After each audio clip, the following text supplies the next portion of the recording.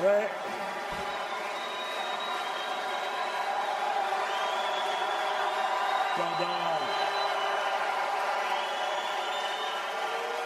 Pendant ces 3 jours, vous sentez, comme moi, cette indescriptible vibration qui passe en nous, parce que nous sentons, nous savons que la grande roue de l'histoire et ses engrenages passent par nous. Pendant 3 jours, avant la fin de la campagne électorale, la France qui se cherche, le peuple qui tâtonne, regarde vers nous et se dit « Voilà la France, voilà celle que nous voulons ».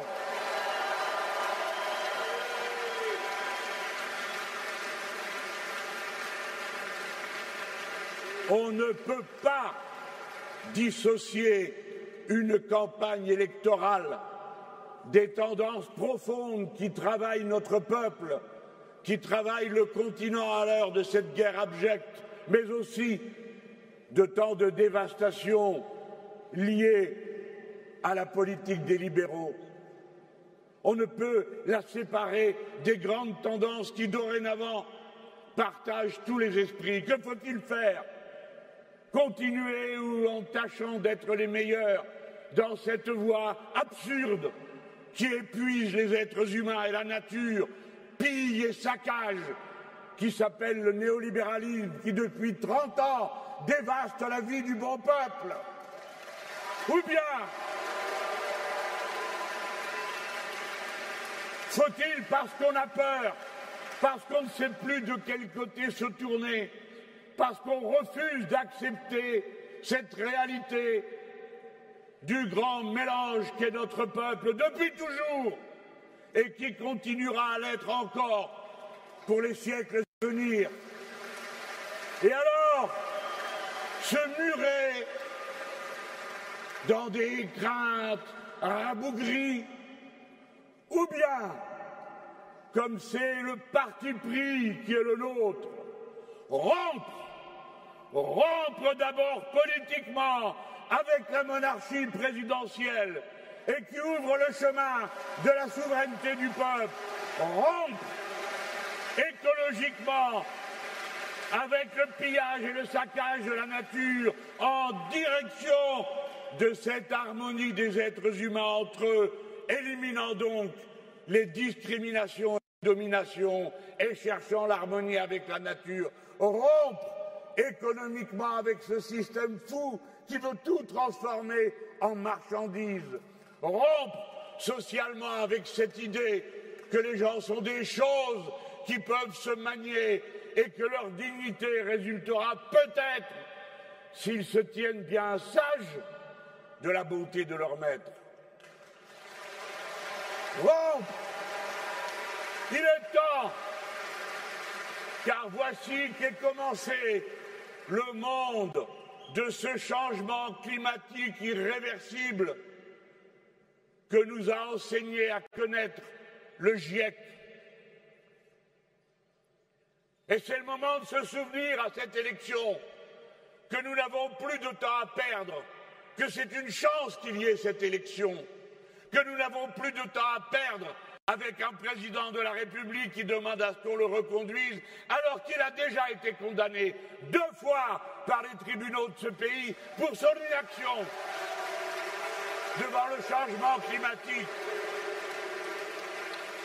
Et que, sommet du ridicule, alors qu'il est le président de l'Union européenne, même la Commission européenne retoque son plan agricole parce qu'il ne répond à aucun des objectifs que l'Europe s'est assignés pour lutter contre le changement climatique. Voilà le point où nous en sommes. Alors, les gens, la route est toute fixée.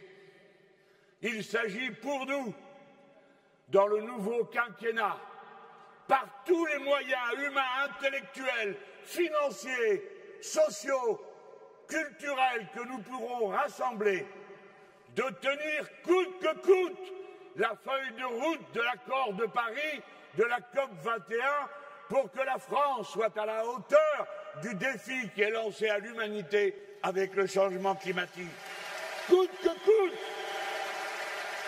en rassemblant tout ce que l'intelligence humaine, celle de la jeune génération, celle des femmes et des hommes plus expérimentés, tout ce qui peut être rassemblé pour que dans la planification écologique, aussi vite que possible, nous nous débarrassions des plus grands dangers qui nous accablent. Après qu'on ait été bien servi autrefois par le nucléaire, le moment est venu d'en sortir. Il faut le faire, c'est trop dangereux et il faut pour ça lever les moyens matériels qui vont le permettre. Je vous ai dit que nous étions non alignés. Ça n'a jamais voulu dire neutre. Eh bien, pas plus que nous ne serons et nous ne sommes neutres aujourd'hui, politiquement, et que nous sommes capables de dire, en non alignés, que nous n'accepterons jamais ni l'invasion de l'Ukraine, ni les crimes qui s'y commettent du fait de l'armée russe sous l'autorité de M. Poutine. Je peux vous dire, sur le même ton, que non alignés, nous nous mettrons au service d'une politique altermondialiste qui est plus que jamais nécessaire, c'est-à-dire de rassembler toutes les coalitions possibles dans le monde. Et nous pourrons, nous, y jouer un rôle essentiel, puisque nous ne passerons pas pour le bagage accompagné de l'armée américaine. Alors nous serons entendus et nous rejoindrons, par exemple, le projet du gouvernement de l'État plurinational de Bolivie lorsqu'il propose qu'on établisse un tribunal international de justice climatique contre les écocides.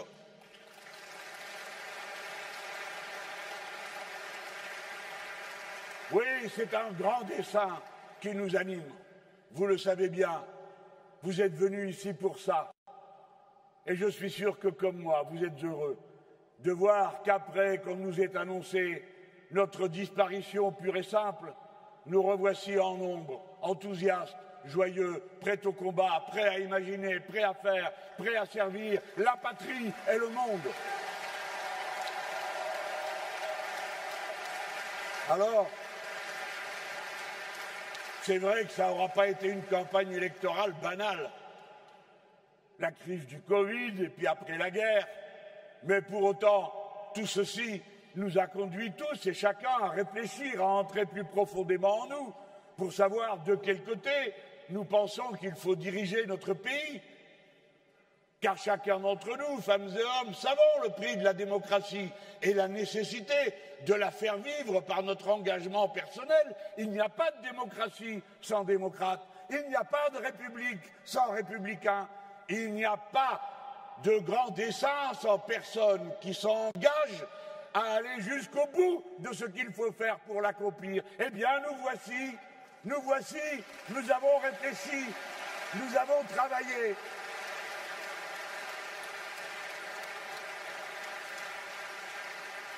Je vous ai dit tout à l'heure qu'il y avait 3 choix.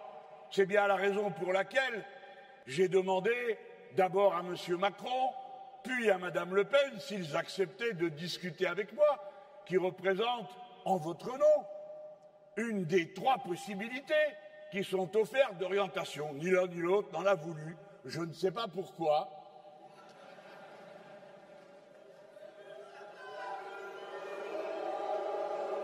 Mais il y a eu une petite pause et l'un et l'autre, au cours du week-end, m'ont entendu à Toulouse et m'ont apporté des contradictions.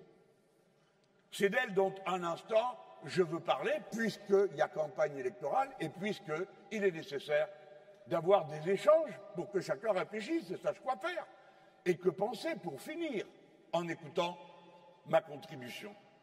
Mais voyez-vous, je vais en profiter pour parler à une variété de nos concitoyens avec qui il va bien falloir qu'on parle. Écoutez, vous autres, les fâchés qui n'êtes pas fachos, à la fin, où ça vous mène cette histoire d'essayer de porter cette femme au pouvoir? Où y trouvez-vous quoi que ce soit dans ce qu'elle dit ou ce qu'elle fait qui ne soit pas entièrement teinté d'une sorte de mépris de classe? Regardez, elle me répond à propos du blocage des prix. On lui dit, est-ce que comme M. Mélenchon et le programme L'Avenir en commun, vous demandez le blocage des prix? Ben, je peux vous dire pourquoi je veux le blocage des prix. Ce n'est pas de l'idéologie. Je dis que des millions de Français sont pris à la gorge par l'explosion des prix de la vie quotidienne et des prix des carburants. Des millions de Français. Alors le rôle de ceux qui prétendent les diriger et diriger la nation, c'est de s'en préoccuper. J'ai lu que 37% des personnes étaient obligées, puisqu'elles n'y arrivent plus, à sacrifier d'abord les produits de première nécessité hygiénique. Autrement dit, pris à la gorge comme ils le sont, ils sont obligés de mettre en cause quelque chose d'essentiel pour chaque personne, quel que soit son statut social ou ses convictions, c'est-à-dire sa dignité, le respect qu'il attend qu'on lui porte, puisque lui-même, elle-même se respecte assez pour faire ce qu'il faut faire dans ce domaine. C'est simple à comprendre. Le rôle des dirigeants est de regarder par où passer pour sortir de cette impasse. Voilà pourquoi je propose le blocage des prix. Et je dis, si vous m'élisez, je bloquerai les prix le lendemain. Parce que c'est nécessaire. Pas parce que seulement je leur ai dit. Alors que me répond Madame Le Pen? Ah non, non, non, elle est réaliste, vous comprenez? Elle dit, ah, mais si vous baissez les prix et que celui qui vend le pétrole ne rentre pas dans ses frais, eh bien il va le vendre ailleurs. Je rêve. Tout le monde sait que l'augmentation du prix du pétrole est une spéculation. Et quoi? Elle a peur que l'Arabie saoudite ne rentre pas dans ses frais, qui pourrait sur un claquement de doigts produire 4 millions de barils supplémentaires s'il le voulait, mais elle ne le veut pas. Tout ça est absurde. Mais je veux lui dire, si vous voulez faire le bon élève de classe de première dans la branche éco, ben tâchez au moins de dire des choses qui soient crédibles. Ne répétez pas aussi bêtement une vision de l'économie qui est celle d'une épicerie et pas du premier commerce mondial, de la première masse de dollars qui circule, le pétrole. Non, ils rentrent dans leurs frais, vous inquiétez pas pour eux, Madame Le Pen. Mais les gens, pourquoi vous n'en parlez pas des gens qui, eux, subissent le prix de cette spéculation?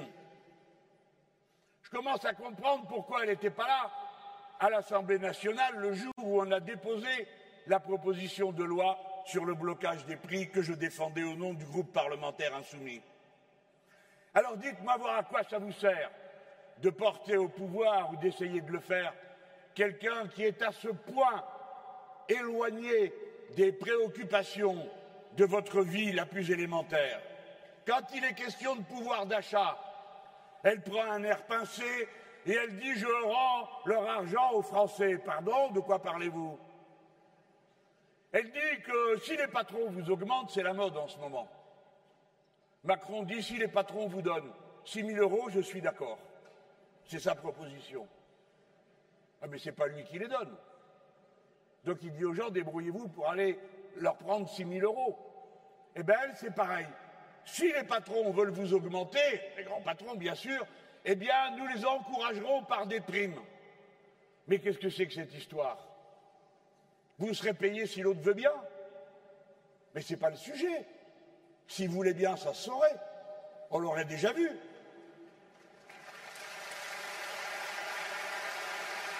Y compris les 5 personnes qui possèdent autant que 27 millions, y compris la poignée de milliardaires qui, regardez comme c'est bizarre, a retrouvé dans l'augmentation de son patrimoine pile poil la somme qui a été déversée par l'État pour contrebalancer les effets économiques de la crise de la Covid. Vous avez bien suivi, les gens, ils vous ont parlé de ruissellement. Vous versez, ça coule. Et à la fin, c'est censé couler sur vous. Mais ce n'est pas un ruissellement qu'il y a eu, c'est un aspirateur. Et tout ramener tout dans leur poche à eux. C'est ça qui s'est passé.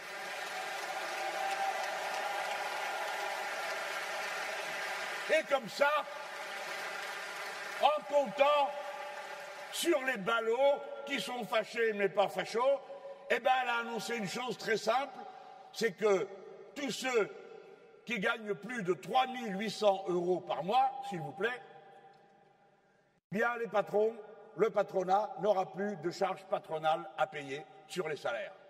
C'est pas incroyable? Autrement dit, elle paye les gens avec leur propre argent. Et je veux le dire pour que ça soit bien compris une bonne fois pour toutes. Les cotisations sociales sont du salaire différé. Ce n'est pas un cadeau qu'on vous fait, c'est votre argent. Et quand ils proposent,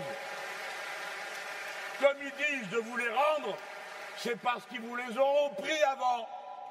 Et qu'à la fin, vous devrez quand même les compenser par vos impôts.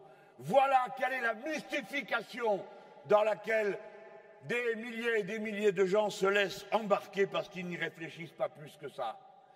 Et puis, quand il s'agit du peuple, alors aussi il faut penser aux enfants du peuple.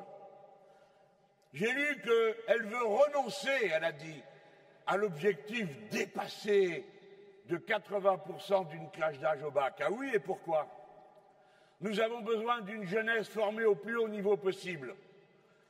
Nous en avons besoin pour faire face au futur. Plus ils vont à l'école dans de bonnes conditions, plus on est content. Et elle dit, je voudrais que 40% de la jeunesse aille dans l'enseignement professionnel. Vous voyez, c'est là qu'on voit comment les gens pensent. Il y a déjà un truc qu'elle ne sait pas.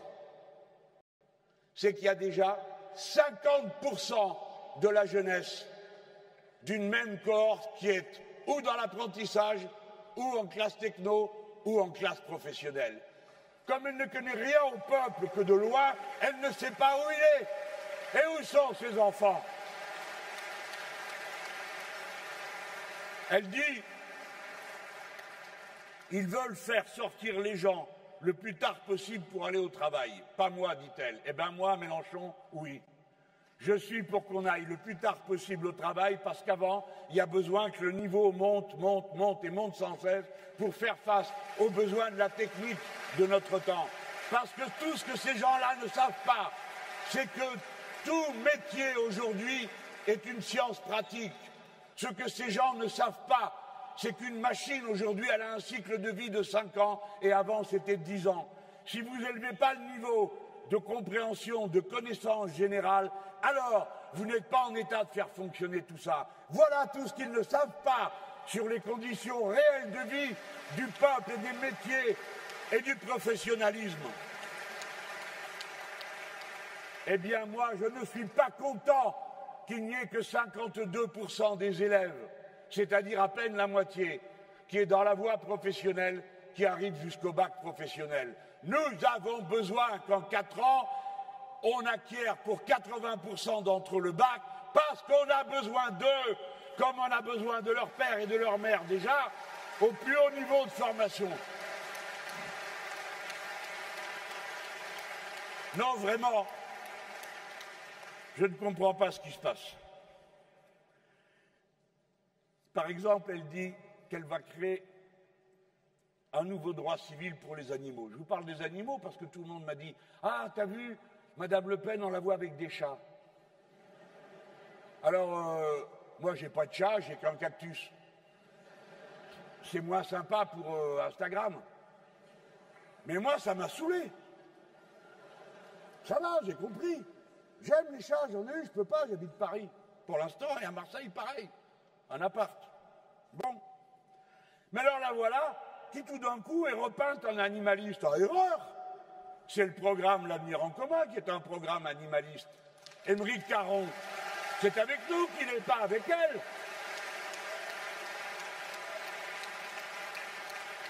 Alors elle veut créer un nouveau droit civil pour les animaux. Mais qui c'est qui va lui dire que c'est déjà fait depuis 2015?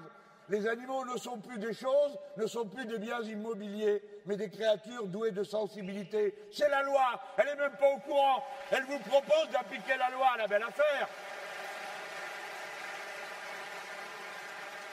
Mais alors, l'ami des chats, là, et sur les fermes-usines, parce que nous, on va les fermer, les fermes-usines.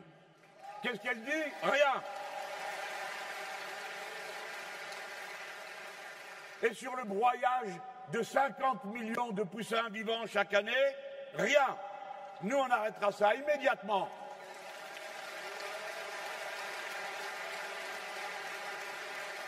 Et sur les élevages en cage, et sur les chasses cruelles, rien. Alors maintenant, j'ai compris pourquoi elle était absente lors de l'examen de la loi sur la maltraitance animale, la dame qui aime les chats. Mais je ne veux pas me moquer d'elle, ce n'est pas mon sujet. Mon sujet, c'est de convaincre ceux qui croient à cette mystification, de leur dire « vous êtes en train de vous faire avoir, vous n'en avez pas marre de lire des gens qui vous crient un coup, la finance est mon ennemi et font le contraire, et l'autre qui dit « ah, moi je suis pour le peuple » et qui fait exactement le contraire, jusque dans son propre programme, c'est écrit. Ras-le-bol.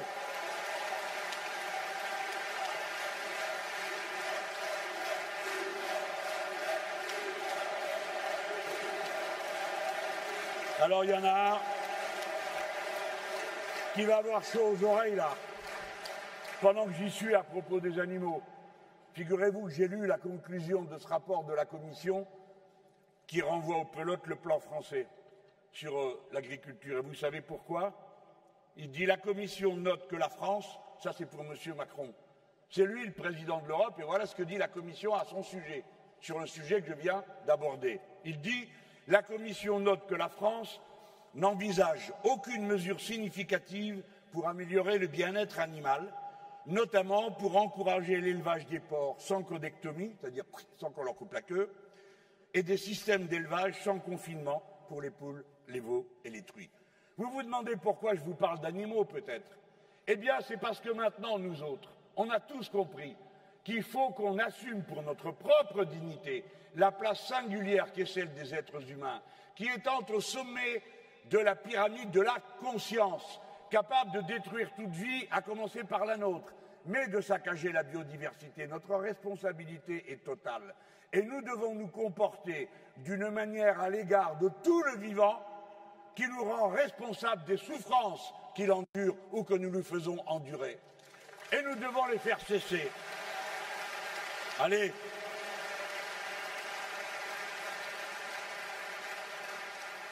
Encore une fois, m'adressant à ces personnes, regardez bien, écoutez, est-ce que vous y trouvez votre compte? Madame Le Pen, elle est députée à l'Assemblée nationale. Il y a un débat sur les retraites. Pendant un mois et demi, on a bien guerroyé. Et à la fin, pchouf, le projet de loi sur les retraites, il a été enterré. Eh bien, son nom n'apparaît pas une seule fois dans les comptes rendus. Elle ne s'en est pas mêlée une seconde. Ni en commission, même quand on n'est pas membre, on peut y aller. J'y suis allé, je suis membre d'une autre commission. Ni en plénière. Jamais.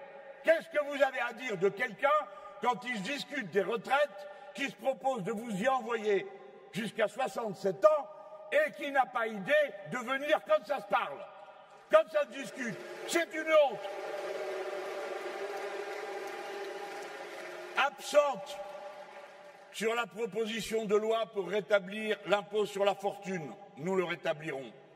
Absente sur la proposition de loi qui propose de taxer les profiteurs de crise, nous la ferons voter. Absente sur la proposition de loi des Insoumis pour la nationalisation des autoroutes, nous nationaliserons les autoroutes. Absente sur la proposition de loi qui proposait de donner le RSA aux jeunes gens de 18 à 25 ans. Il y aura, comme vous le savez, un dispositif. Absente lors des débats et du vote sur la loi qui a créé Parcoursup. Nous supprimerons Parcoursup.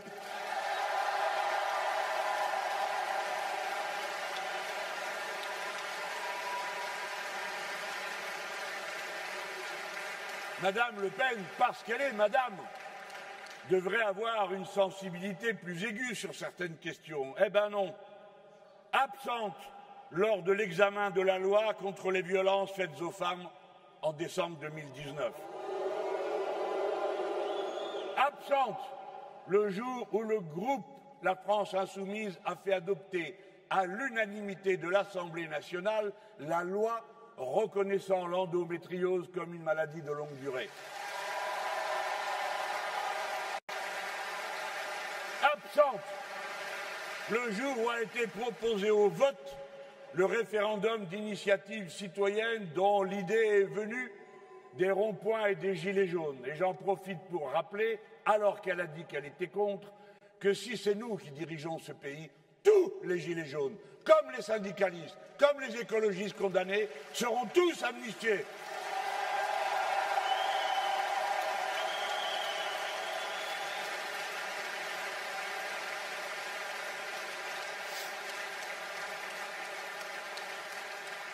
J'ai présenté une loi à l'Assemblée nationale pour interdire le travail détaché.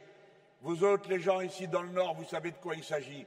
C'est ces pauvres gens qu'on amène dans notre pays parce qu'on ne paye pas les cotisations dans ces pays-là et qu'on fait travailler ici, c'est en quelque sorte de la délocalisation à domicile. Ça suffit, on n'a pas à traiter les gens comme ça.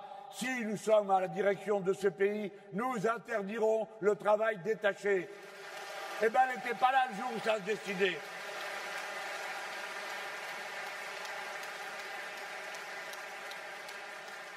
Alors, pardon, mais ça m'a tellement choqué, vous savez, cette histoire d'apprentissage. Je ne sais pas ce que ça vous a fait à vous. Peut-être que moi, je viens d'une génération où la fin de la scolarité à l'époque, c'était 14 ans. À 14 ans, il y avait la moitié de la classe qui n'était plus là. Les copains, les copines étaient partis, souvent en apprentissage. Et on leur disait, vas-y, et à la fin, tu auras un bon boulot parce que tu l'auras appris. Naturellement, on sait tous que c'était une vue de l'esprit, mais ça se passait comme ça, et on ne pouvait pas le reprocher. Et les jeunes y allaient parce que ça mettait du beurre dans les épinards de la famille, et c'était nécessaire. Les familles n'avaient pas toujours les sous pour payer des études à leurs jeunes. Ça se passait comme ça. Alors, quand la scolarité est passée à 16 ans, eh ben on l'a tous vu changer. Moi, je n'étais plus au collège à ce moment-là, mais j'ai bien vu tout ce qui a changé. C'est pourquoi, quand j'ai entendu le président de la République parler de rétablir l'apprentissage à 12 ans, moi, ça n'a fait qu'un tour. J'ai pensé à tout ce que ça voulait dire. D'envoyer un gosse de 12 ans à l'apprentissage. Mais le gosse de 12 ans, d'habitude, c'est pas si un gosse que ça, mais quand même. Tu l'emmènes au collège, toi-même. Tu vas l'emmener à l'apprentissage, à l'atelier. Et s'il est apprenti multisite, puisque la loi permet ça, il en fera plusieurs à 12 ans. Bon, ça n'a fait qu'un tour, je l'ai dénoncé. J'ai dit, c'est pas acceptable, on peut faire tout autrement. Il répond, c'est pas vrai, je l'ai pas dit. Comment ça, tu l'as pas dit? Ben, bien sûr que si. On t'a même filmé. Il dit à un restaurateur, vous trouvez du monde? Et le gars, il est restaurateur, il dit, ben non. Alors il dit, ben il n'y a qu'à, dès la 5e, orientation, apprentissage, et il l'a dit. Mais s'il a changé d'avis, moi je suis très content, parce que je me dis, on ne sait jamais. Hein. Et puis si vous en laissez un avoir une idée pareille, les autres l'ont aussi, et ils font les malins, ils en rajoutent. Hein, pourquoi attendre 12 ans pendant qu'on y est?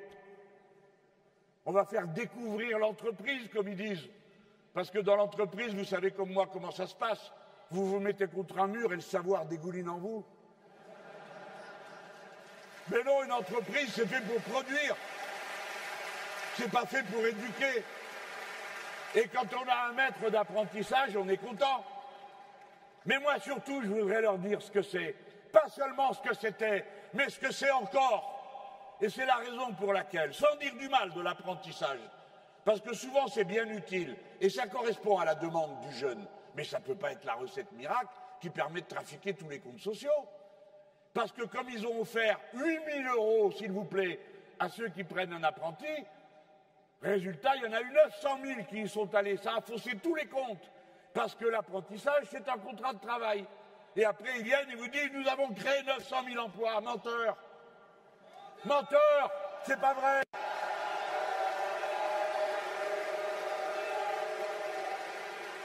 Nous avons créé des emplois industriels. Menteur, il y en a 38 000 de moins. Mais les jeunes gens qui sont là, moi je suis leur voix. Je ne laisserai pas faire et vous non plus. Je parle pour eux. C'est mes gosses. Qu'est-ce qu'il y a? Vous ne savez pas que 25% des jeunes qui partent et qui signent un contrat d'apprentissage, au bout de 3 mois, ils s'en vont parce qu'ils n'en peuvent plus.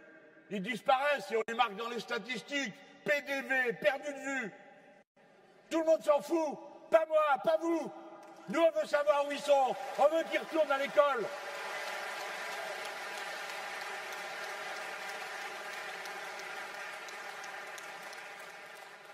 Vous le savez, vous, qu'il y a 10 000 accidents du travail tous les ans, un par heure, avec les jeunes apprentis. On ne rigole pas avec ces sujets. 15 décès en une année.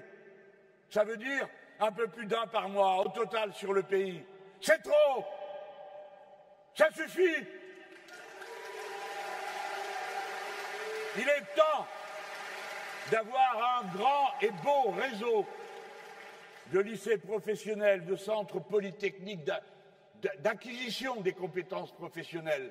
Écoutez-moi bien, quoi qu'il arrive, vous n'aurez jamais un grand pays, vous n'aurez jamais la puissance matérielle si vous n'avez pas des salariés, des femmes, des hommes, une classe ouvrière éduquée au plus haut niveau. Vous n'avez pas la possibilité, après avoir sauté en rond pendant 10 fois, en disant « nous allons reconstruire l'industrie ». Laquelle? Comment? Avec qui? Il faut répondre concrètement. Si nous voulons faire la transition écologique, il faut changer les machines, les matières premières, la connaissance. Donc on doit éduquer, donc on doit former. La diffusion d'un grand réseau de ces lycées est indispensable si nous voulons relever le défi du XXIe siècle. Indispensable. Il y en a marre de voir autant de départements qui ont une façade maritime et qui n'ont aucun lycée professionnel maritime. 60% des départements qui ont une côte n'ont pas de lycée professionnel maritime. Le croyez-vous qu'en Guyane, il n'y a pas de lycée professionnel du bois alors qu'on est en pleine forêt de l'Amazonie? Ils s'en foutent, voilà la vérité. Ça ne les intéresse pas, parce qu'ils pensent que le monde, on trouvera toujours quelqu'un pour faire le boulot à vil prix. Et que ceux qui ont dépouillé ce pays de son industrie, de ses capacités d'intervention, s'en fichent parce qu'ils pensent que quelqu'un va le faire. Mais tout d'un coup, ils découvrent que premièrement, avec les pandémies contre lesquelles ils ne font rien, deuxièmement, avec le changement climatique qui bouscule notamment le transport maritime et les ports par lesquels se font 90% du commerce mondial. Ils sont en train de découvrir ce que quelques-uns d'entre eux, les plus avancés, les plus intelligents, les plus cultivés, commencent à nommer de son nom. La démondialisation est commencée, parce que tout le monde a compris qu'il faut d'abord se rendre souverain dans tout ce qu'on peut faire soi-même. Bien sûr, il faut échanger. Mais il faut autant que possible relocaliser tout ce qu'on peut.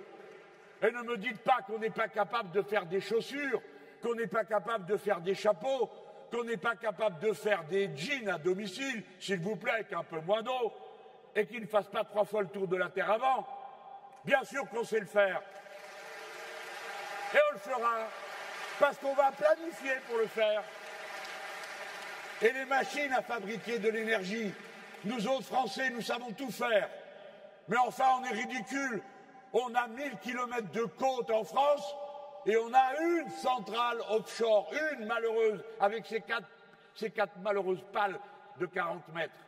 Il va falloir en installer par paquet de 20 avec des pales de 120 mètres et trouver le moyen, parce qu'on sait le faire, trouver le moyen de construire ça dans des délais suffisants pour qu'on puisse fermer les centrales nucléaires. Ça veut dire que des milliers d'entre vous doivent aller au boulot dans les années qui viennent. Ce qu'on risque, c'est de manquer de bras, pas de manquer de travail. Il y en a à faire partout, et de même dans la paysannerie, et de même pour purifier les conditions naturelles de ce pays. Vous savez, les gens, 99% des rivières de ce pays sont polluées au glyphosate. 90% des Français en trouvent dans leur urine du glyphosate. C'est-à-dire que nous sommes dans une proportion comparable à ce qui est arrivé à nos malheureux compatriotes de la Guadeloupe et de la Martinique avec le chlordécone. Et je déplore, je ne sais comment le dire, sans choquer, que pour terminer, l'enquête judiciaire soit bouclée et que la décision qui a été prise à propos du chlordécone, c'est qu'il n'y aurait aucune poursuite. Voilà. Voyez-vous, j'ai survolé un certain nombre de thèmes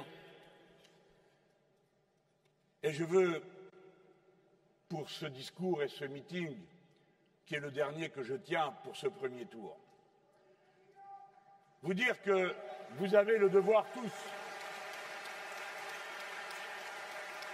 de lire, quoi qu'il arrive, tout ce qui aura été lu, tout ce qui aura été compris. Et quand on ne comprend pas, on demande à celui qui a compris. Et il n'y a pas de honte à demander. La honte, c'est de faire semblant. Tout ça sera rentré. Vous saurez, en toute hypothèse, qu'on peut faire autrement, qu'un autre monde est possible, que nous ne sommes pas condamnés à subir celui-ci avec sa grossière violence, son hallucination néolibérale, ou son hallucination ethnique, raciste. On peut faire autrement. Lisez, choisissez en conscience, convainquez autour de vous en conscience, mais réfléchissez aussi aux principes qui sont à l'œuvre. Des principes qui nous viennent du fond du temps, des générations qui, avant nous, génération après génération, se sont battues pour la liberté vraie, c'est-à-dire celle où non seulement on est libre en droit, mais dans les faits, parce qu'on n'est pas opprimé, parce qu'on ne manque pas de tout, parce qu'on peut s'occuper de sa vie.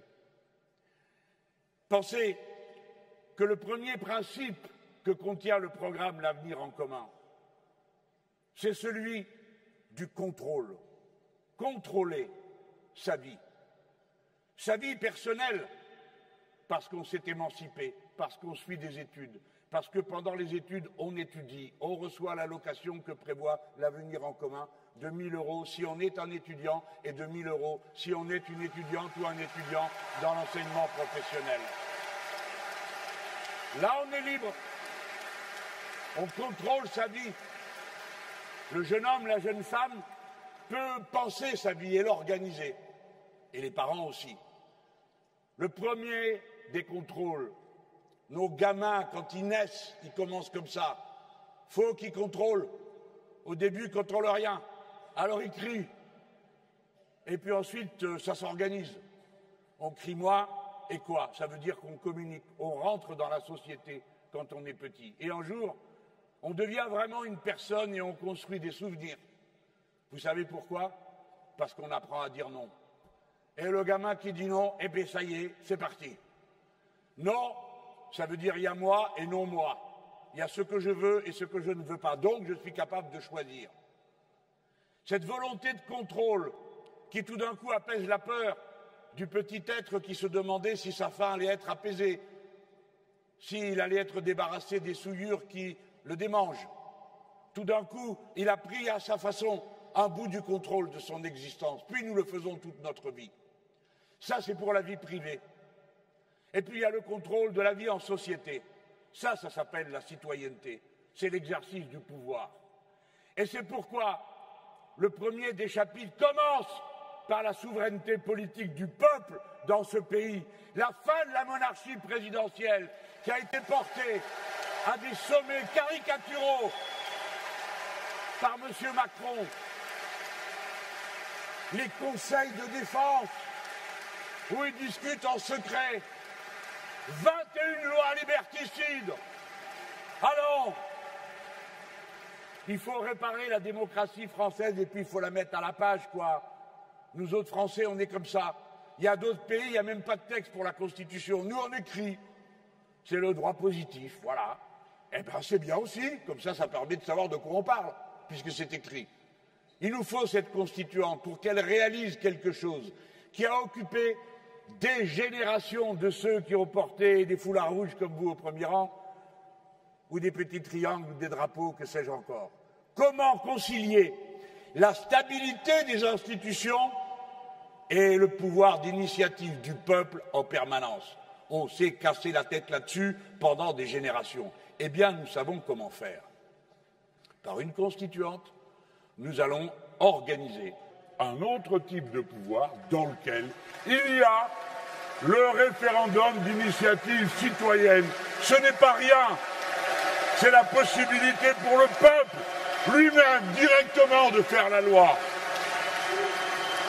Et le référendum révocatoire pour chasser, le cas échéant, ceux qui ne tiennent pas parole, les menteurs professionnels, etc. C'est pour ça que c'est le premier des points que je veux évoquer rapidement, c'est un peu de la philo. C'est de récupérer la propriété d'une chose qui se cache, qui est là, mais dont on a l'impression qu'elle a sa propre vie. Ça porte un nom, le temps. Ah, oui, le temps. Le temps qui passe. Le temps est un objet social. Le temps est une réalité sociale. Voilà pourquoi je vous ai dit, c'est un peu de la philo. Le temps, d'abord le temps de ne plus se faire voler le temps long. Car aujourd'hui, nous subissons la dictature du temps court. Tout de suite, maintenant, vite, encore plus vite, davantage. C'est le temps du capitalisme. Le cycle fondateur du capitalisme, c'est la marchandise est produite, elle est transformée en argent. Avec l'argent, on produit d'autres marchandises qui produisent de l'argent. Et il faut que ça tourne vite, de plus en plus vite, pour que se réalise l'accumulation qui est à la base de ce modèle économique. Et qui, pour tourner, ne se soucie de rien d'autre que de tout transformer en marchandises pour que ça tourne. Le temps social, c'est-à-dire celui que la société peut contrôler. Nous devons en récupérer la propriété. La propriété collective du temps long, c'est à cela que sert la planification. Et je vous demande de réaliser la place du temps long dans la vie des êtres humains et dans la vie de la planète. La mer Méditerranée met 100 ans à renouveler ses eaux. On peut la détruire en très peu de temps. Et ensuite, c'est irréversible. Un lac met 20 à 30 ans à reconstituer sa masse d'eau douce. Une forêt de feuillus ne se reconstitue qu'en 180 ans, etc. Le temps que ces choses aient lieu doit être respecté, doit être intégré dans la prise de décision politique. Tout l'avenir en commun est traversé de cette idée de la reconquête et de la propriété collective du temps, le temps collectif et le temps de votre vie. Par exemple, le temps de votre semaine de travail, le temps dans l'année avec les vacances, le temps dans la vie. Récupérer la propriété collective du temps, c'est apprendre à respecter les nouvelles conditions dans lesquelles peut s'organiser l'harmonie des êtres humains entre eux. Le temps, le respect du cycle du jour et de la nuit. J'en ai parlé à Toulouse pour vous dire qu'un quart de la surface de la planète ne sait pas ce qu'est la nuit, parce qu'il est éclairé en permanence. Mais c'est le cas dans vos villes. Le cycle du jour et de la nuit est rompu quand se font des affaires d'un bout à l'autre de la planète. Ici, il fait nuit, là-bas, il fait jour, c'est tout du pareil au même. Ou ceux qui vous disent « Ah, eh bien, le temps, après tout, C'est comme vous voulez. Allez travailler le dimanche. Non, nous ne sommes pas d'accord avec le travail du dimanche. Parce que nous voulons séquencer et nous voulons avoir le droit à un temps commun, le temps de tous les membres de la famille. Oui, la propriété collective du temps. Réfléchissons-y. Aujourd'hui, je vous ai parlé d'école. Un gosse qui vient d'entrer cette année, c'est le bachelier de Caen, de 2037. Vous vous rendez compte que ces gens prétendent transformer toute l'éducation en un marché où l'on ira, en fonction du temps court, d'après les résultats qu'on aura observés, les directeurs d'école se transformant en chefs d'entreprise, etc., etc., dans des établissements comme les collèges, dont 20% du programme est fixé d'après les idées qu'on s'en fait localement, de ceux qui vont faire Parcoursup et avant ça, le lycée, où il y a 66 bacs différents en fonction des humeurs et de ce qu'on se dit qui est bien dans le moment. Le contraire de la gestion du temps long, de ce qu'il faut apprendre et savoir pour avoir des bases sérieuses. C'est la raison pour laquelle vous me voyez si opiniâtre à vous dire que l'unité nationale des programmes scolaires sera rétablie, que l'unité nationale des diplômes sera rétablie. Parce que les diplômes, s'ils sont les mêmes pour tous, vous pouvez en négocier le niveau de paye dans les conventions collectives. Mais s'il n'y en a pas deux pareils, vous ne pouvez rien négocier du tout. Et alors, vous êtes dans la main de celui qui décide, d'après votre tête, de dire « Ah ben oui, plus compétent, moins compétent ». Et vous avez toujours des gens pour dire « Oui, je suis d'accord pour qu'on discute de mes compétences ». Faites pas ça. Vous avez connu ça, vous, à Usinor, non? Ils avaient mis le doigt dedans. 2 ans après, demandez vite qu'on revienne à l'évaluation dans les accords de branche. Parce que vous êtes transformés en choses. Vous voyez comment toutes ces choses se marient? Le temps, l'ordre social, etc. Voilà la deuxième idée. Et la troisième, c'est le contrôle humain. Humaniser la société. La société se déshumanise quand elle a pour objet essentiel la circulation des marchandises. Elle ne s'occupe plus d'elle. Ça, c'est la politique de l'offre. Produire n'importe quoi, n'importe comment, avec n'importe quoi, dans n'importe quelle condition, du moment que quelqu'un achète. Et si vous faites ça, vous êtes certain du résultat. Tout d'un coup, vous découvrez qu'on appelle l'or gris les personnes qui se trouvent en EHPAD. Et vous découvrez des dirigeants politiques qui disent « Ah, mais comment, mais nous ne savions pas !» Menteurs! Il y avait des rapports, et c'est nous qui les avons écrits. Menteurs, vous le saviez. Ce sont vos amis, vous partez en vacances avec eux. Vous faites des affaires avec eux. Menteurs!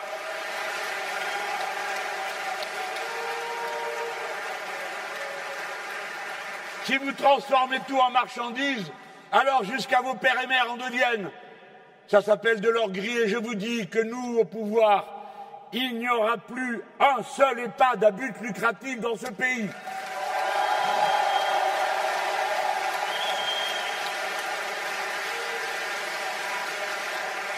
Tout sera réévalué à la dimension de la qualité humaine de ce qui s'y fera. Parce que vous autres, les néolibéraux, vous avez tout réévalué d'après vos normes. C'est vous qui avez transformé l'hôpital en cette machine à soigner, avec la tarification à l'acte, avec la durée moyenne de séjour. C'est vous qui avez tout saccagé. C'est vous qui avez fermé 17 000 lits, Monsieur Macron, pendant votre mandat, et 5 700 pendant la pandémie. La honte. Voilà où ça mène quand la marchandise commande et l'être humain disparaît. Quand on veut tout gérer, comme ils disent, comme une entreprise. Non, la société humaine doit faire retour vers son humanité. Elle doit être réhumanisée. C'est-à-dire que les critères humains doivent être rétablis.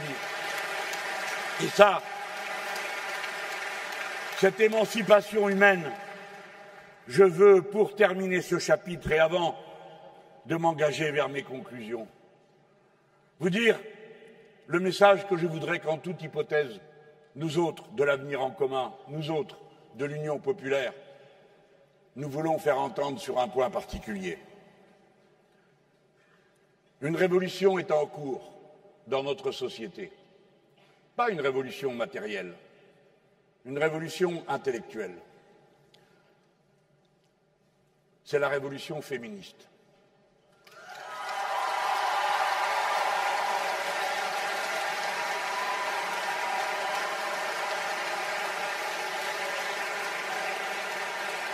Nous autres, Français,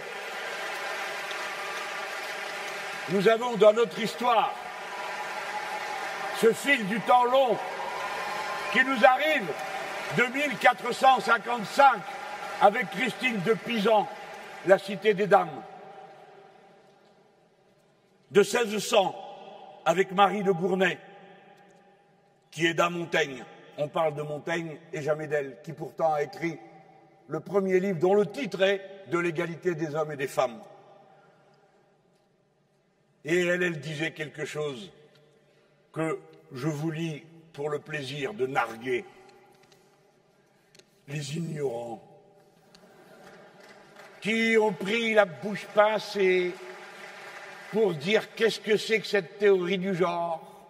Ils ne savent pas qu'il n'y en a pas de théorie du genre. Il y a une analyse qui dit que les femmes et les hommes se construisent socialement d'après des normes culturelles dont ils sont les seuls responsables et qui pourraient fonctionner tout autrement. Ces normes culturelles produisent la dictature du regard genré. Ah! Les voilà qui sautent. Et voyez-vous, ça date de 1405, ce que je vais vous lire. C'est cette femme, Marie de Gournay, qui l'écrit. Elle dit « L'animal humain n'est homme ni femme. À bien le prendre, les sexes étant faits, non simplement pour constituer une différence d'espèce, mais pour la seule propagation. L'homme et la femme sont tellement un que si l'homme est plus que la femme est plus que l'homme. Voilà pourquoi, depuis le fond du temps, le patriarcat, qui est le système de domination accordé aux hommes, qui n'ont souvent jamais réclamé ce privilège, je le dis par au passage, et qui parfois ont eu du mal à assumer les exigences qu'on leur présentait. Tu pleures pas, t'es pas une femme. Oui, j'ai connu ça, de gens pleins d'amour, hein, pas des gens méchants, les miens. Pouf, tiens, maintenant tu sais pourquoi tu pleures. Un homme ne montre pas ses sentiments, etc., etc. Il faut, vous autres, les gars, que vous compreniez que la domination genrée sur les femmes, c'est aussi la domination genrée sur vous. Vous êtes censés aussi vous comporter d'une certaine manière.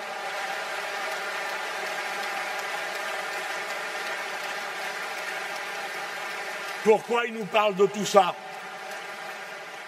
Parce que je veux vous dire que le programme L'Avenir en commun, une chose dans l'autre, une fois que vous avez tout bien regardé, c'est fondamentalement un programme féministe. Je démontre en quelques mots. Le SMIC à 1 400 € net. C'est une décision féministe parce que 60% des gens qui sont payés au SMIC sont des femmes.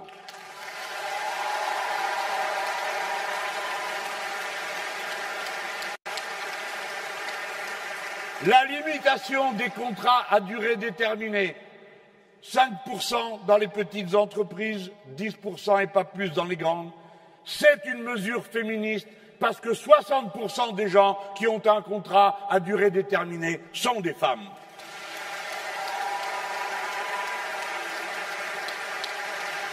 Titulariser 800 000 précaires de la fonction publique à qui chaque année on remet en cause le droit de savoir s'ils vont travailler ou pas, avoir une paye ou pas, alors que chaque année on les réembauche. Eh bien, c'est une mesure féministe, parce que parmi les 800 000 en question, 67% sont des femmes.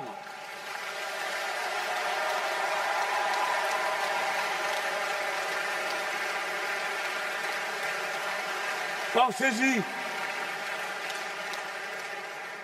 Et comme nous ne faisons plus confiance à personne, et surtout pas à ceux qui nous ont gorgés de bonnes paroles depuis 1972, où a été voté pour la première fois le fait que les femmes devaient être payées comme les hommes, eh bien, nous établirons, nous, une prime d'égalité salariale tout de suite de 10%, de manière à ce que ça coûte plus cher.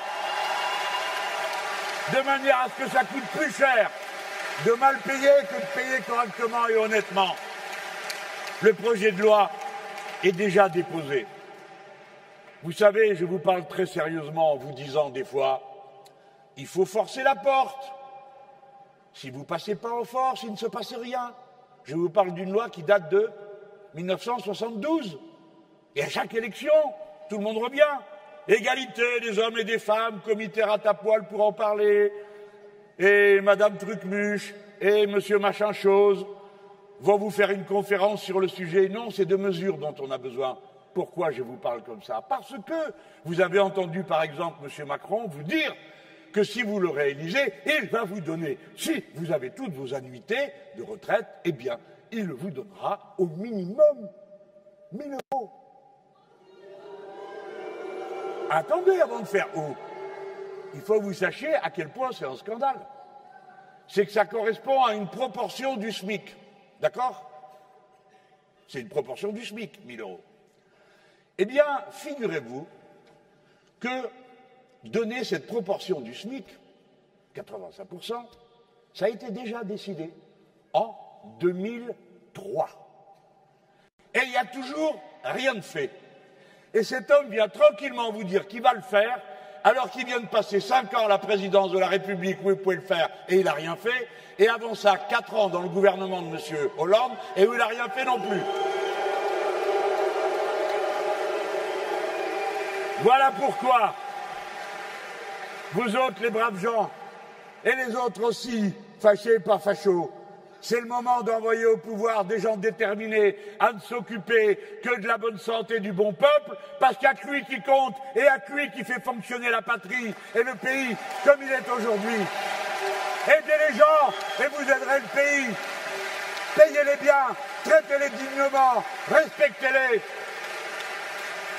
Et au lieu de faire des grands discours sur les femmes, appliquez les mesures que je viens de dire. Et ajoutez à ça qu'il est temps, Monsieur le Président, qui a dit qu'il allait de nouveau faire de l'égalité homme-femme la grande cause de son prochain quinquennat. Oh, que ça commence mal quand il dit de nouveau, vu qu'il n'a rien fait le coup d'avant. Ou parce qu'il aurait dû. Aujourd'hui, toutes les associations, ainsi que les fondations les plus essentielles, qui ont réfléchi à cette barbarie absolue que sont les crimes et les agressions sexistes et sexuelles, et notamment les féminicides. Tous ceux qui ont travaillé sur le sujet, gens instruits, sociologues, psychologues, de tous bords, ont établi les méthodes avec lesquelles nous pouvons envisager de nous libérer d'un fléau qui tue une femme tous les 3 jours. Et ça coûte 1 milliard. Alors on va trouver le milliard, il y est. Et écoutez-moi, si ça coûtait 2 milliards, on les trouverait. Et pareil, si ça coûtait 3 milliards. Parce que 3 milliards, c'est ce que ça coûte de faire mourir une femme sous les coups. Et maintenant, pour clore vraiment ce chapitre de nos intentions, écoutez-moi, si vous saviez comme il m'énerve chaque fois que je présente mon programme. Il y a un cercle vertueux, ils ne veulent pas entendre.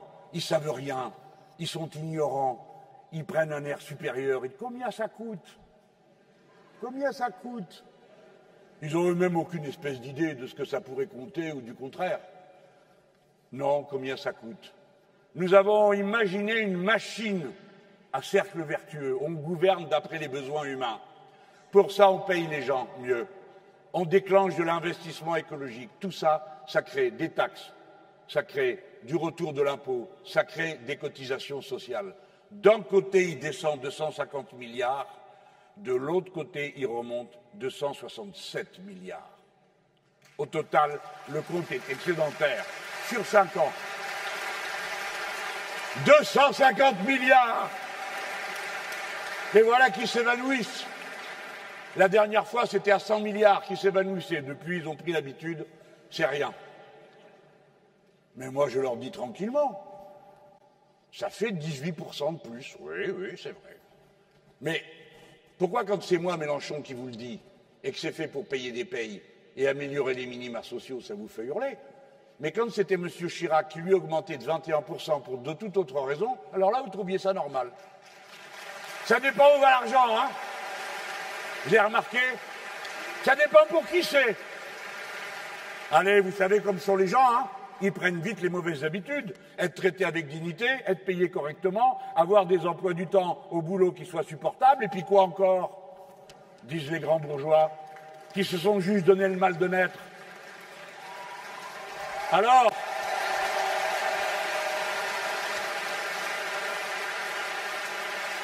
je m'en fiche qu'on me dise que c'est démago. Je le dis pour vous guérir, vous aussi. Parce que la première des choses dont on doit se guérir, c'est la résignation. Et c'est l'idée qu'on ne mérite pas mieux que son sort. Parce que si on mérite mieux que son sort, toujours on peut. Ce n'est pas le chômeur qui est responsable du chômage. Ce n'est pas le malade qui est responsable de la maladie, Monsieur Macron. Ce n'est pas le pauvre qui est responsable de la pauvreté. Alors il faut qu'il y en ait qui le disent. Et c'est ça votre boulot pendant 3 jours. Vous savez, dans les comptes que je vous ai présentés il y a un instant, oui, je reconnais, il y a une comptabilité secrète. Elle est cachée, je ne l'ai pas dit. J'ai des sous cachés qu'on va faire rentrer dans la caisse. Mais on ne leur dit pas des fois qu'ils veulent nous le prendre avant. Nous allons lutter contre le bruit parce que le bruit coûte 155 milliards. Nous allons lutter contre la pollution de l'air et nous allons économiser 75 milliards de frais de maladie. Nous allons en finir avec la malbouffe qui contamine notre peuple, le fait souffrir de diabète, le fait souffrir d'obésité, le fait souffrir de maladies cardiovasculaires, pas parce qu'ils ont choisi ce qu'ils mangent, mais parce qu'ils ne peuvent pas choisir. 50 milliards. Nous allons vaincre le mal logement et les taudis et nous allons économiser 30 milliards de maladies et de retards scolaires. Nous allons rétablir la sécurité au travail et nous ne laisserons plus passer 600 morts par an sur le poste de travail, 1200 avec les maladies professionnelles, sans qu'on en parle un seul jour, une seule fois. 13 milliards d'économies pour la branche accidents et maladies. Et comme je vous l'ai dit tout à l'heure, avec notre milliard, nous économiserons, puisqu'il faut tout mettre en chiffres, en plus de la peine, de la souffrance, de l'humiliation, du traumatisme, 3,5 milliards sur les conséquences des violences conjugales. C'est-à-dire ce que je viens de vous lire, vous m'avez entendu les gens, le bruit, l'air, la malbouffe, le mal logement, la sécurité au travail, les violences conjugales, toutes choses avec lesquelles je suis sûr que 100% des Français sont d'accord pour dire ça suffit. Eh bien ça, c'est 326 milliards chaque année qui sont ainsi le prix du malheur. Quand on vient me demander combien coûtent les petits bonheurs que nous nous apprêtons à installer, je réponds, vous coûtez 326 milliards avec vos méthodes de brut au travail et dans la vie. Voilà. 3 jours. Il y a des moments comme ça dans la vie. Vous autres comme moi, vous le savez. En ce moment, je vous l'ai dit en commençant, nous sentons notre destin au bout des doigts. Nous savons que nous pouvons porter la plus incroyable bifurcation politique qu'ils puissent s'imaginer. Rappelez-vous que souvent ça se joue à peu de choses. Ils se sont moqués de moi la dernière fois parce que j'ai dit 600 000 voix. Ça fait 6 voix par bureau de vote. C'est pas beaucoup. Mais Lionel Jospin, il était battu par 2 voix par bureau de vote. C'est comme ça que Le Pen lui est passé devant. Je vous le rappelle, hein, de voix. Il y en avait des copains malheureux qui n'étaient pas rentrés à temps de vacances et tout ça. L'Union populaire est une stratégie. Et elle a commencé à se réaliser. Elle ne s'est pas occupée de perdre son temps à des palabres sans fin, qui de toute façon ne menaient nulle part, pour d'improbables accords de sommet dont tout le monde savait qu'ils étaient devenus impossibles. Et c'est donc en travaillant avec sérieux et application à avoir un programme, à passer des heures à essayer de convaincre l'une après l'autre, que nous avons petit à petit fait notre marche de tortue, peut-être, mais les lièvres, ils sont derrière.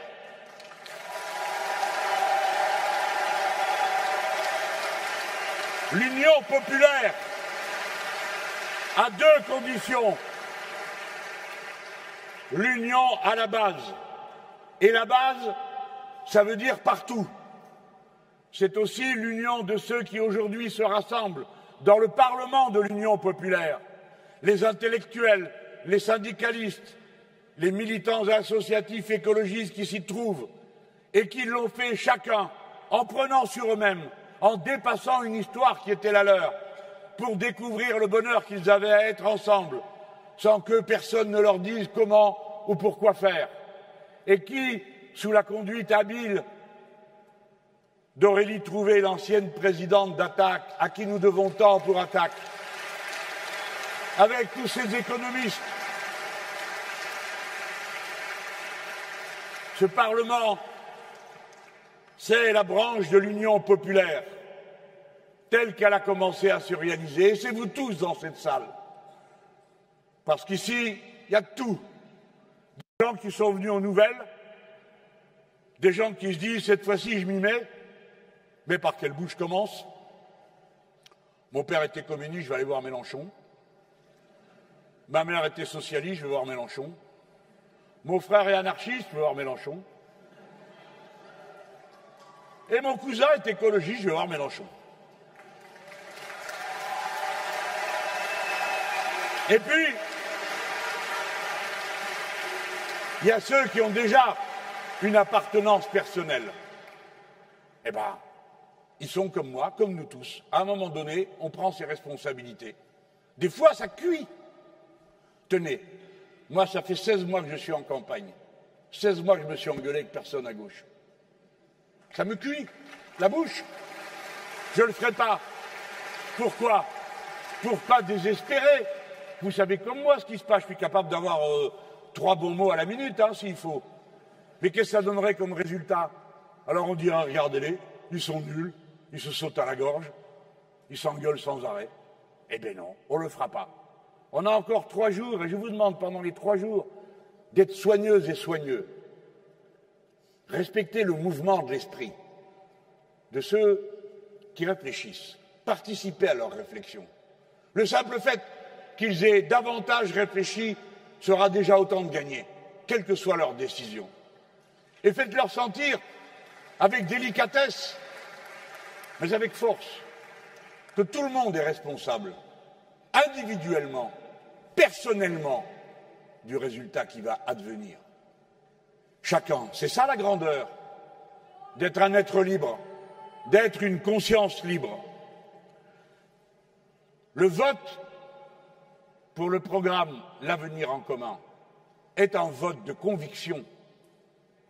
Quand on vote pour l'avenir en commun, on vote parce qu'on a une conscience sociale, parce qu'on a une conscience humaniste, parce qu'on a une conscience écologiste, parce qu'on a la conscience de l'existence des biens communs de l'humanité et que ça fait de nous un peu des communistes aussi.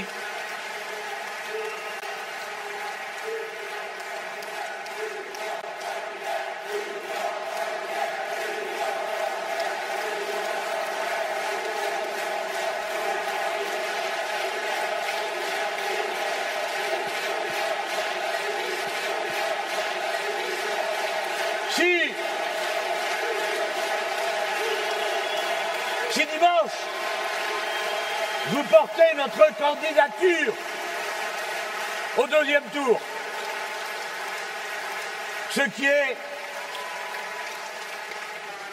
Si dimanche vous portez notre candidature et notre programme au deuxième tour, ce qui est dans l'ordre des choses possible, à condition de faire le travail.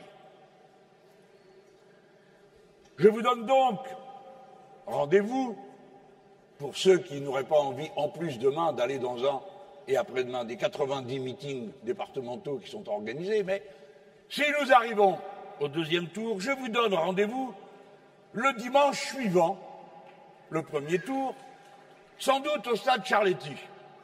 Et là, nous nous agglomérerons par milliers pour montrer que nous sommes déterminés à changer le monde. Parce que c'est ce que nous ferons si nous gagnons cette élection.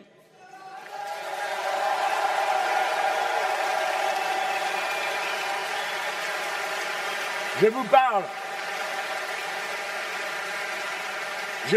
le cœur tranquille. Vous savez, à mon âge, je ne fais pas une carrière.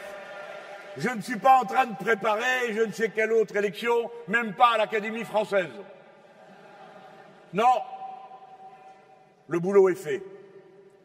J'ai pris ma part et j'ai bien l'intention de le mener jusqu'au bout. Mais je ne fais pas une carrière. Je vous dis que je vois quelque chose parce que j'en ai l'expérience. C'est comme ça. L'âge, ça n'a pas que des inconvénients. Ça a aussi des avantages. La couche de terreau épaissit. Et les plantes qui poussent sont plus vigoureuses. Ce sont des idées. J'ai vécu parce que c'était les circonstances. Les indépendances du Maghreb. Le pays où je suis né, le Maroc, celui où sont mes tombes familiales, l'Algérie. J'ai vu un peuple, j'ai vu deux peuples se constituer dans les guerres de libération nationale. C'est la politique qui construit les peuples. Mais quelle bascule incroyable ça a été! Dans la salle, il y en a qui ont vécu ça. Qui aurait pu croire une chose pareille? Elle a eu lieu. Et puis, je ne veux pas faire le tour de l'histoire, hein, mais combien d'autres immenses changements?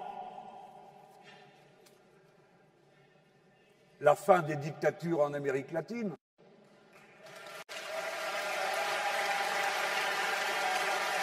Ils pensaient qu'ils en avaient fini avec nous. Je cite ça parce qu'aujourd'hui, j'ai eu le bonheur que vous devinez, j'ai eu le bonheur immense de recevoir une lettre de soutien à ma candidature venant de 10 ex-présidents des pays de l'Amérique latine. Et ce message vous est destiné à vous, pas à moi, à vous. Vous êtes les héritiers de cette histoire. J'ai connu la démocratisation après l'indépendance, trop longtemps après, des nations africaines. Et puis je vois la grande panne dans laquelle elles sont entrées. Mais je sais qu'à chacune de ces étapes, ce sont toujours les rebelles qui ont aidé à faire naître le futur. Ceux qui ne se sont pas soumis. Ceux qui n'ont pas dit, puisque c'est impossible, je rentre me coucher.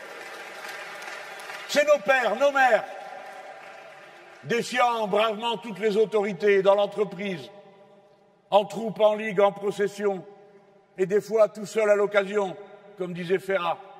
Je suis de ceux qui manifestent, comme vous tous. Et alors, je sais, je sens, je vois, en raison de la conjonction de l'immense changement climatique, de l'immense changement qui se produit dans l'agriculture mondiale de ce fait, dans l'immense changement qui est en train de se faire dans la hiérarchie des nations. Je sais, je sens que le monde est en train de changer de base et que notre devoir suprême est de nous épuiser à la tâche pour faire en sorte qu'il aille du côté du meilleur et que nous, la France, nous les Françaises et les Français, nous disposons non seulement de ce point d'appui extraordinaire qu'est notre pays, son savoir-faire, son peuple éduqué, sa générosité spontanée et si bien répartie entre tous. Nous, les Français, nous disposons d'un principe qui nous unit, qui nous constitue comme nation, qui nous constitue comme peuple. Et c'est ce principe qui est la clé du futur, celui qui nous permet d'aborder les circonstances les plus tumultueuses avec une boussole, en sachant de quel côté aller. Et faites-moi confiance pour vous dire que je suis homme au caractère qui ne cède pas sur ce type de principe. Liberté, égalité, fraternité.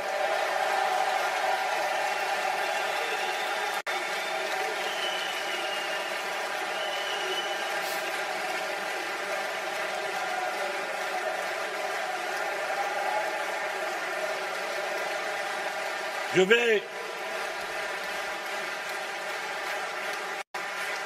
pour dire mieux que je viens de le faire, en espérant que j'ai pu en passer le message, et peut-être, si j'ai bien fait mon travail, parler comme vous auriez aimé le faire vous-même, et peut-être allumer dans cette jeune tête, dans celle-ci, quelque chose de cette flamme que tous les autres nous avons connue à l'occasion d'un ou l'autre événement, soit par nos familles, soit par les événements auxquels nous avons été impliqués. Alors oui, on aura bien travaillé et on aura fait une bonne réunion, d'autant plus si elle vous a motivé pour faire tout ce qu'il faut pendant les 4 jours qui restent. J'ai pas bien dit les choses pour parler comme j'aurais voulu de l'importance qu'ont tous les individus, chacun d'entre eux, dans la formation et la fabrication de l'histoire. J'ai parlé du caractère. Ça ne manque pas dans cette salle, je le sais. Camus écrit au début de l'été 40, devant l'énormité de la partie engagée, oui, nous aussi, l'énormité de la partie engagée, qu'on n'oublie pas, nous dit le philosophe, la force de caractère. La vôtre, la mienne, celle de la grande équipe qui se tient prête à gouverner le pays, constituée par les parlementaires insoumis et les personnalités du Parlement de l'Union populaire. Qu'on n'oublie pas la force de caractère, car c'est elle qui, dans l'hiver du monde, prépare le fruit. Tel est le printemps des peuples qu'il s'agit de faire naître dans 3 jours. Alors, vous tous qui m'écoutez, pas seulement dans cette salle, mais loin,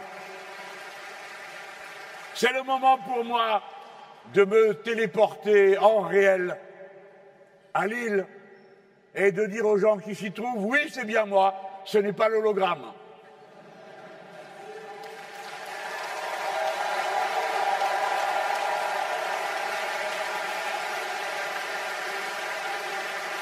Et au moment de nous séparer, je vous propose de chanter tous ensemble avec ardeur l'hymne de la grande révolution française, inachevée, la Révolution, la Marseillaise.